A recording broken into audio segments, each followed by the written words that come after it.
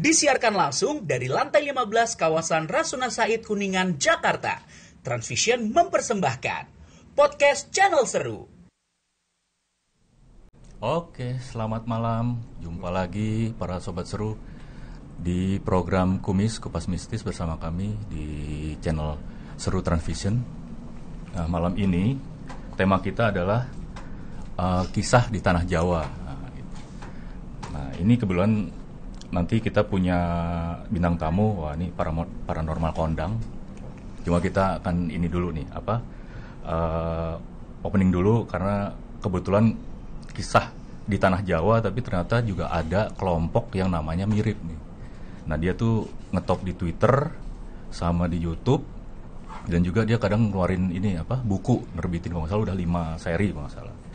Nah, dia itu kelompoknya tuh biasanya saya lihat itu Mas Mada, Mas Genta sama Om Hao tuh. Nah, Om Hao tuh yang biasanya yang sering yang pinter untuk komunikasi dengan makhluk astralnya gitu. Nah, tuh ceritanya udah macem-macem tuh. Iya. Iya kan? Banyak ininya tuh, Pak. Ceritanya udah dari Jawa Barat, Jakarta, Jawa Tengah sampai Jawa Timur tuh yang udah saya pernah lihat gitu. Kebetulan. Jadi memang sesuai sih memang kisah tanah Jawa karena dia muter di situ aja. Cuma memang kemarin yang saya baca banyak kisah mistis di seluruh Jawa. Seluruh Jawa emang kayaknya rata ya dari ujung barat sampai timur gitu. Dari mulai sungai, danau, gunung, laut. Sekarang jalan tol. Jalan tol gitu. Nah, yang belum kesampaian yang saya masih tunggu tuh itu katanya mau janji ini penelusuran di Alas Purwo, Pak. Katanya itu paling serem itu katanya.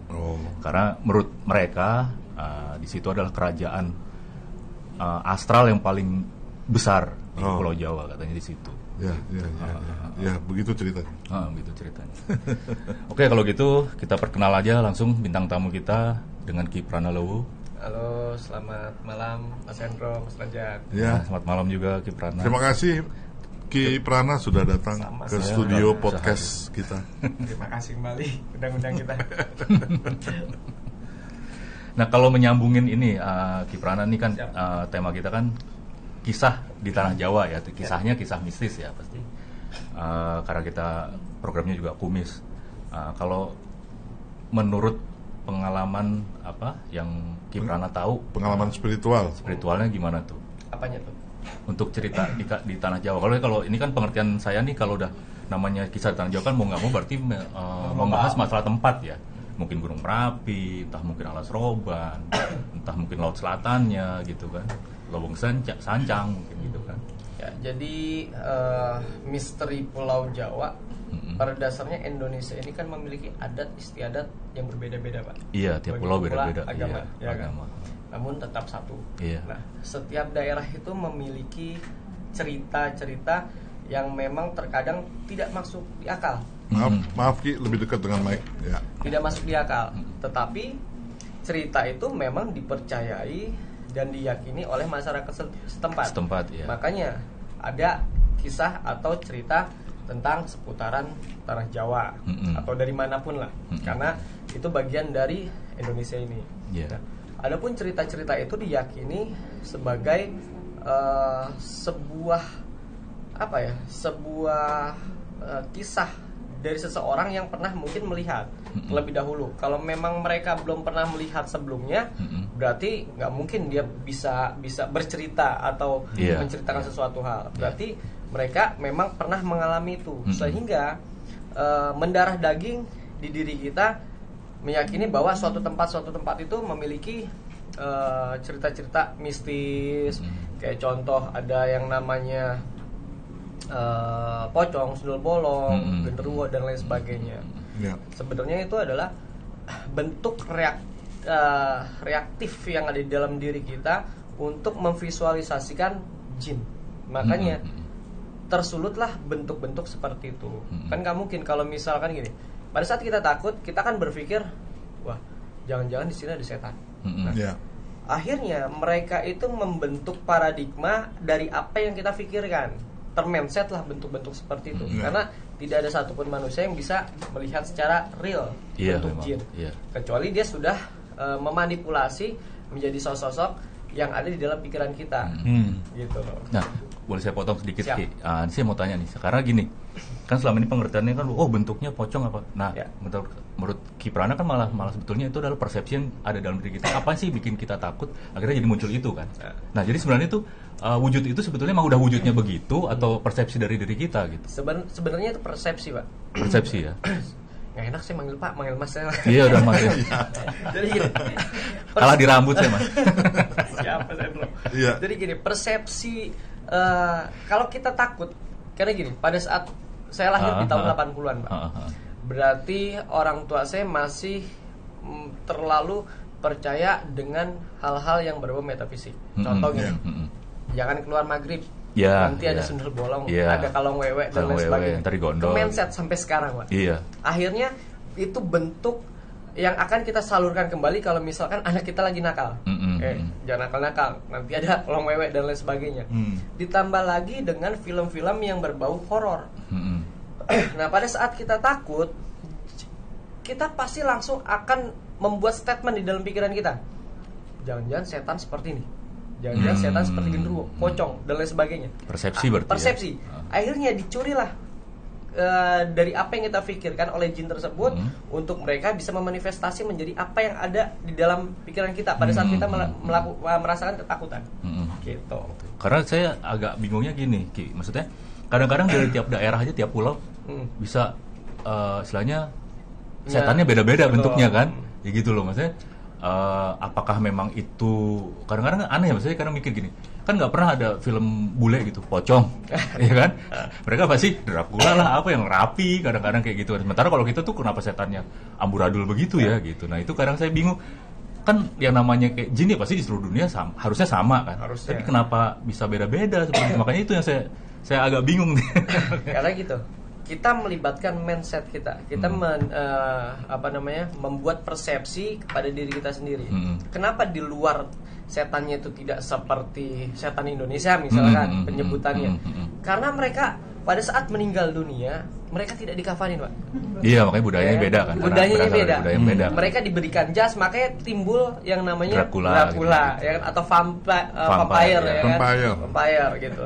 Nah, kalau di kita berdasarkan agama ya kan, ya kalau muslim dikafanin ya kan. Kalau di Bali mungkin ada yang namanya istilah ngaben dan lain sebagainya gitu loh.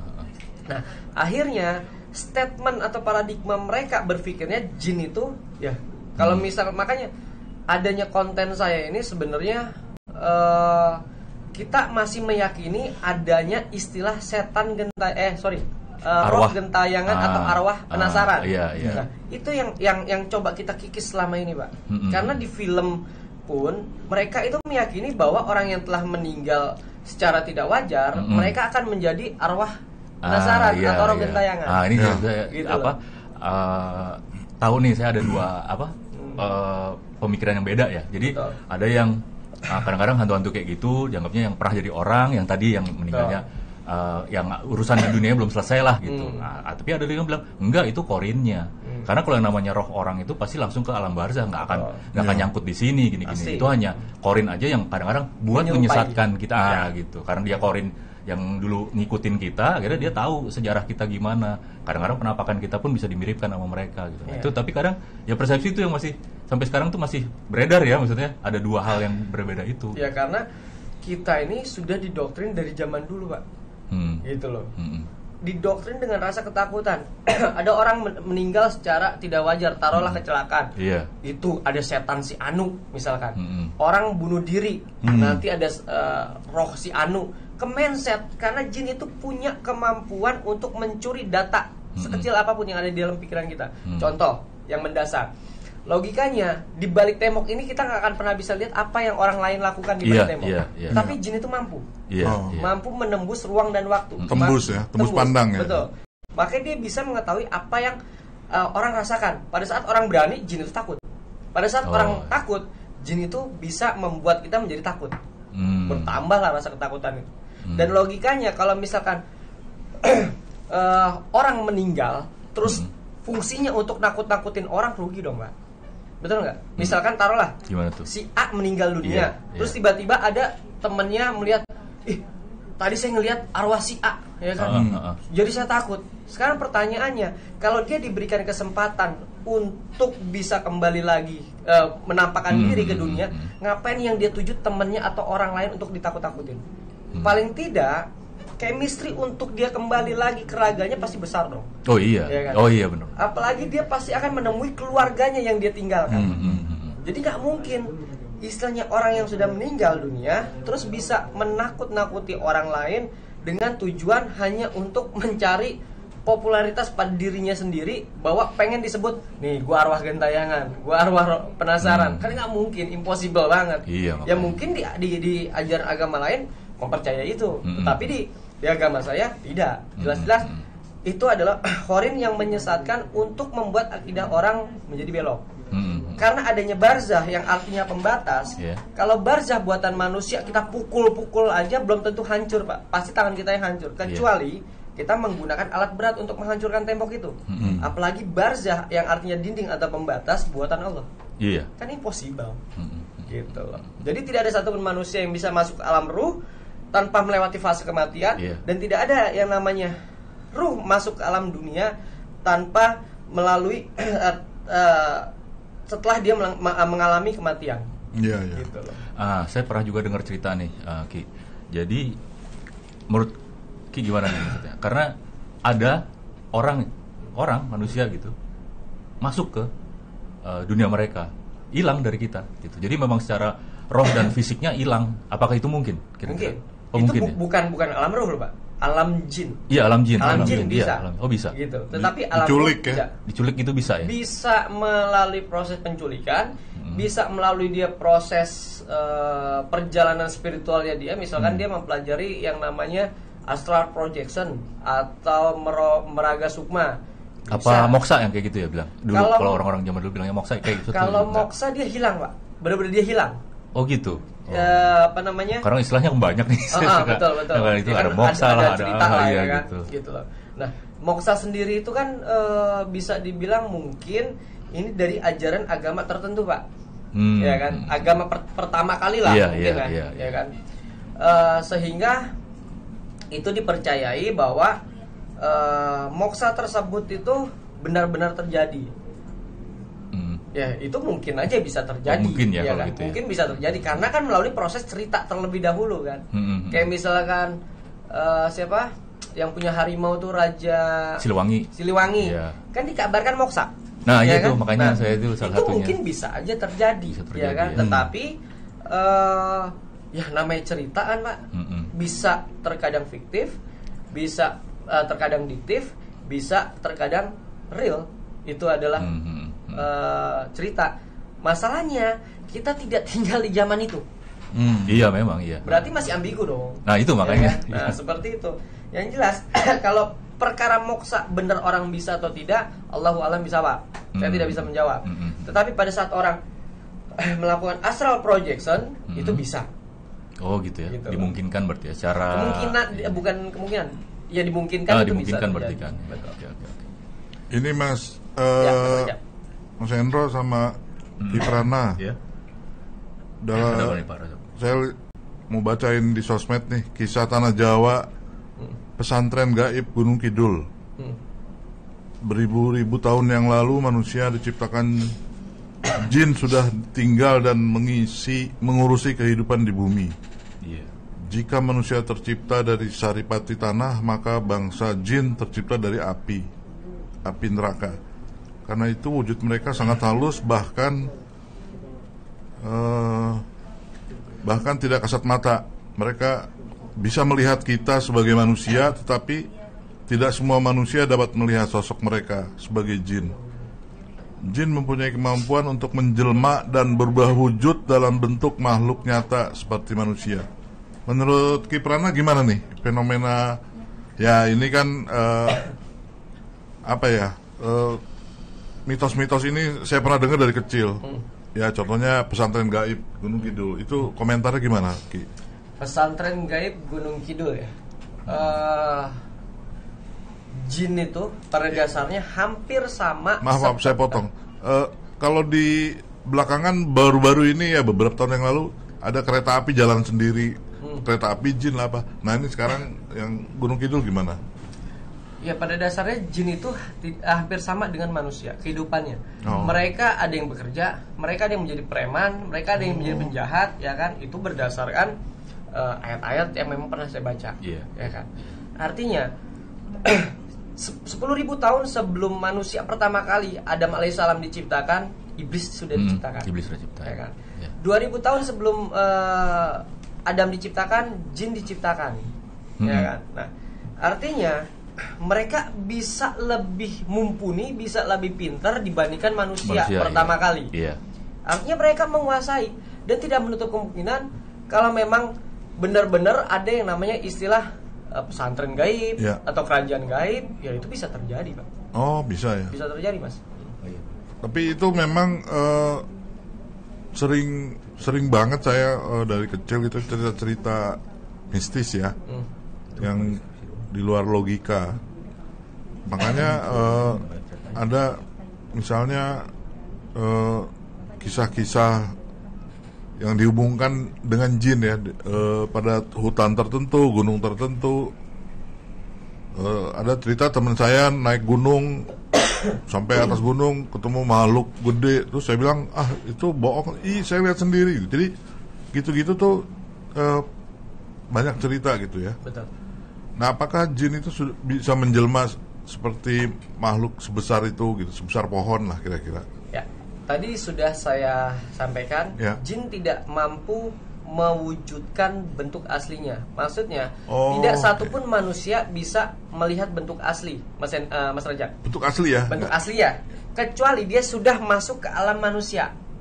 Makanya di zaman Nabi, pada saat itu seorang sahabat itu diamanakan untuk menjaga tempat zakat. Oh iya iya. Akhirnya ada orang yang menyaru, maksudnya ada sosok yang menyaru sebagai manusia. Ya. Dia mencuri hasil zakat tersebut. Ketahuan sama salah satu sahabat tersebut, ya kan? Dicegat. Kamu akan saya laporkan ke Rasul. Ampuni saya ini orang miskin, keluarga saya butuh makan dan lain sebagainya. Iba lah sahabat Nabi tersebut, dilepaskan ya. Besoknya dia melapor ke baginda Rasul. Ya Rasul, semalam saya mendapatkan pencuri di ladang zakat, tetapi saya lepaskan. Percayalah, nanti malam dia akan datang lagi. Dijagalah sama sahabat tersebut. Akhirnya kembali lagi berulang-ulang. Begitu pula sampai ketiga kali sosok yang menyerupai makhluk tersebut berkata, kalau kamu ingin dilindungi oleh sosok seperti saya, ingat bahasa sosok seperti saya, kamu baca ayat kursi. Lalu laporlah seorang sahabat tersebut kepada baginda Rasul dan dibenarkan. Dan ketahuilah, wahai sahabat, yang kamu temui adalah jin yang menjelma menjadi manusia. Berarti pada saat jin itu masuk ke alam manusia, siapapun bisa melihat. Nah, ini yang selalu kadang perdebatan, gitu loh. Karena mungkin pemahamannya hanya berdasarkan satu kitab, ya kan, sehingga langsung membuat opini bahwa seolah-olah jin tidak bisa dilihat oleh mata manusia. Gitu loh. Terima kasih. Menarik. Mas Raja. Apalagi Mas Hendro? Ini kebetulan ada juga pertanyaan dari netizen nih, Ki Prana. Ini salah satunya dari Andre YSF. Assalamualaikum Ki. Waalaikumsalam. Sandra Yusuf dari Padang. Pertanyaannya seperti ini, apakah setan, jin atau hantu itu adakah dari mereka yang tidak mempan dengan ayat Al-Quran? Pada dasarnya ini bukan masalah mempan atau tidak mempan. Iblis itu ada, jin itu ada, setan itu ada. Hanya aja setan itu adalah melambangkan atau logo dari kemaksiatan, ketidakbaikan. Makanya setan itu dimiliki oleh bangsa jin dan juga oleh manusia. Pada saat jadi setan itu lebih ke arah sifat ya? Sifat. Kadang kalau misalnya ini kayak misalkan nggak ada orang yang namanya baik banget bisa dibilang lu baik banget deh kayak Allah. Ya jelas nggak mungkin lah. Tetapi kalau misalkan kiasan, lu nice banget like an angel gitu, itu hanya kiasan. Lu kelakuan lu begajulan lu kayak setan, itu kiasan. Makanya sifat. Makanya pada saat jin itu suka mengganggu aktivitas manusia, mereka memiliki sifat setan. Pada saat manusia memiliki kezoliman yang sangat berat, makanya manusia tersebut memiliki sifat setan. gitu, suka menghasut, suka menghina, suka memfitnah, suka menggibah dan lain sebagainya. Nah, itu adalah salah satu dari sifat setan. Nah ini juga masih berkaitan tadi kita bilang ya bahwa jin itu kan sebenarnya kayak orang juga ya, ada yang jahat, ada yang baik, ada yang ya jahil lah apa ya. Nah kalau pernah saya juga beberapa kali lihat ya di YouTube yang penelusuran seperti itu, mereka sering bilang tuh, saya lebih baik ketemu makhluk astral daripada orang. Betul. Karena kalau makhluk astral tuh saya bisa tahu mana yang baik, mana yang enggak katanya. Tapi kalau orang kan nggak ketahuan dari wajahnya, dari tampilannya. Karena gitu. logika gini, Mas Hendro. Itu bener nggak? Maksudnya kalau makhluk astral gitu kelihatan bahwa kalau tampangnya kacau berarti emang dia jahat gitu. Bukan Mas, nggak bisa kita nggak bisa mendefinisikan sosok jin itu. Misalkan rusak, wah ini negatif, nggak bisa begitu. Nggak Siapa bisa begitu. orang yang mampu? Saya mendalami spiritual itu puluhan tahun, 21 tahun Karena sampai sekarang. kemarin cenderung seperti itu. Jadi kalau tampilannya Nggak mungkin. menyeramkan Kecuali, gitu, makanya kalau misalkan negatif, lebih baik gitu. ketemu setan daripada ketemu orang jahat kasarnya, ya memang saya ambil opsi yang kedua, lebih baik ketemu setan. Setan nggak bisa ngebunuh manusia, tapi kalau misalkan dia orang jahat, dia bawa samurai, bahaya kita ya. Betul. Seperti itu. Jadi kita harus menggunakan rasio kita bahwa nggak semerta-merta statement yang kita keluarkan itu melebihi kemampuan batas pikiran normal manusia. Nah makanya kalau berpikir lebih baik ketemu setan daripada ketemu manusia, kalau diambil optionnya ya memang ambil yang ada benernya ya. Kedua ada benernya. Tapi tidak ada satupun manusia yang bisa membedakan. Membedakan artinya gini. Misalkan pocong hancur ya kan. Sebenarnya visual yang ditampilkan oleh pocong itu adalah bentuk reaktif dari pikiran kita. manusia. Jadi memfeedback. Saya takut sama pocong, timbullah pocong. Ya kan, belum tentu itu pocong ya kan bawa samurai, gua jahat, setan jahat gitu kan nggak mungkin, Mas Hendro ya kan. Artinya itu jin itu tidak bisa dilihat hanya dari kamuflase dari tampilannya berarti. Dari tampilannya. Makanya istilah manusia aja don't judge book undercover, ya kan, jangan lihat dari penampilan. Ya setan juga begitu, gitu loh. Selama ini kita selalu menyalahkan setan. Ada yang kentut. Siapa yang ngentut? Nggak ada yang ngaku. Jangan-jangan setan. Gitu. Iya. Selalu jadi kambing hitam ya. Kiprana silakan minum dulu itu. Oh siap. Ya, silakan Saya minum. Ya silakan. Supaya itu bicaranya lancar, batuknya hilang. Saya pinjam gelas ya kalau gitu. Ya, silakan. Karena waktu itu berapa kali saya pernah itu sih, pernah dapat itu seperti itu gitu. Statement kayak gitu. Nah terus kalau memang tadi nyambung dari Kiprana ngomong bahwa setan itu kayak hantu gitu nggak bisa membunuh orang, itu betul. Kan tapi kan kadang seringkali orang jadi bikin kaget, akhirnya jadi dia kecelakaan lah atau apa gitu. Jin itu bisa sampai dia mencelakai manusia, dia berkolaborasi sama manusia. Oh nggak bisa kalau dia sendiri gitu. Kalau dia sendiri dia tidak bisa. Kalau misalnya dalam kondisi dia kelihatan kita lagi naik mobil gitu di jalan tiba-tiba lewat, bikin kita kaget, akhirnya kita bantu setir atau apa. Manusia itu punya jasad. Ini ada bayangan. Kita geser ini pasti bergerak.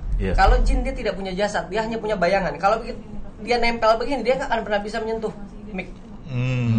Nggak seperti film Ghost. Kalau film Ghost ya berarti ada variety di situ, ya kan? Variety dengan reality, ya kan? Yang di mix. Tetapi jin itu, kalaupun dia bisa sampai sampai bisa menggerakkan benda. Dia butuh kekuatan yang sangat besar untuk mencuri ketakutan. Makanya kembali lagi mencuri ketakutan manusia. Makanya kalau di negara kita sendiri, kalau kita ngelihat jin, apalagi dengan tayangan-tayangan yang berbau horor, istilahnya di negara plus 62, jin itu udah nggak ada harga dirinya, istilahnya kasar seperti bahkan budak-budak dipukulin ya kan. Mungkin sesuai permintaan pasarnya begitu. Biar rame yang nonton. Tapi di luar lebih lebih brutal. Bahkan pada saat orang kesurupan dia bisa jalan di tembok. Gitu. Dan dia bisa seperti berarti yang di film Exorcist gitu mungkin ya? Itu benar, dan itu kisah nyata film Exorcist. Melayang dia. Gitu. Di dalam mungkin selama ini kita nggak paham. Pemburu hantu itu istilahnya cuma sebutan di Indonesia, benar nggak? Tetapi di katedral sana itu ada tim pemburu hantu. Gitu. Dan itu kisah nyata. Kalau ini Ki, makhluk secara yang dikatakan di kitab-kitab suci itu ada jin, setan, iblis itu. Jin berarti itu memang ada ya? Jin ada. Nah, tadi saya setuju tuh. Ya, kalau orang beneran kita takut. Misalnya preman, mabok, bisa nusuk. Kalau jin kan nggak bisa nusuk, Nggak bisa, betul. apalagi ngebacok. Nah, maksud saya ketakutan itu apakah karena pengaruh film horor atau pengaruh ditakut-takuti? Sebenarnya bukan pengaruh dari film horor, Pak. Karena mindset kita, doktrin kita dari kecil. Ya kan? Dari kecil Dari kecil. ditakut-takutin. Kayak misalnya gini deh, mungkin Mas Rajak pernah nggak dulu pada saat masih kecil, ya itu dia seperti saya bilang tadi, jangan keluar maghrib, Ya, ya kan? Nanti Ya. ada kalau wewe. Pernah Pernah, nggak ada pernah. statement seperti itu? pernah waktu SD kelas 3, kelas 4 ya. Betul. Akhirnya kan mindset kan sampai Iya, sekarang iya. bahkan masih ingat. Iya. Nah, itulah yang terkadang menimbulkan sentuhan-sentuhan dari sosok-sosok astral. Jadi Iya. sebenarnya bukan pengaruh dari film horor. Film horor sebenarnya nggak ada hubungannya dengan rasa ketakutan. Nggak ada hubungannya ya? Nggak ada hubungannya karena mereka sudah takut. Iya, Karena ada orang tipikal orang yang suka menonton film horor hanya untuk kesenangan pribadi. Oh iya, iya. Gitu loh. Hiburan ya? Hiburan, ya kan? Kayak misalnya gini, kenapa ada film horor? Ya berarti ada sesuatu yang dimainkan di situ. Misalkan kalau film horor berbicara tentang sosok, Ya. kalau film horornya ternyata nggak ada sosoknya, ditinggal tuh penonton. Ya, ya. Ditinggal tuh filmnya. Ya, ya. Film action nggak ada tembak-tembakannya, walaupun thumbnailnya tembak-tembakan, pasti ditinggal. Ya, ya, Artinya orang sudah memilih genre horor, mereka suka di situ. Oh. Bukan dari ketakutan, tetapi dari adrenalin yang akan mereka Oh, adrenalin. betul, Oke. dari sesuatu yang sudah akan mereka siapkan, jeng-jeng shotnya istilahnya. Jadi bukan karena filmnya, Oh, iya, gitu. iya. Karena itu kan mempengaruhi dari psikologi. Kecuali ya kayak karena saya orang psikolog. Kalau misalkan dia taruhlah dimasukin ke ruangan gelap, terus tiba-tiba di brainwash dengan rasa ketakutan, pasti kan gila anak itu. Kalau cuma sekedar nonton film itu impossible bisa merubah mindset atau merubah motorik yang ada di dalam diri manusia, itu nggak mungkin. Kecuali ya itu di brainwash terus.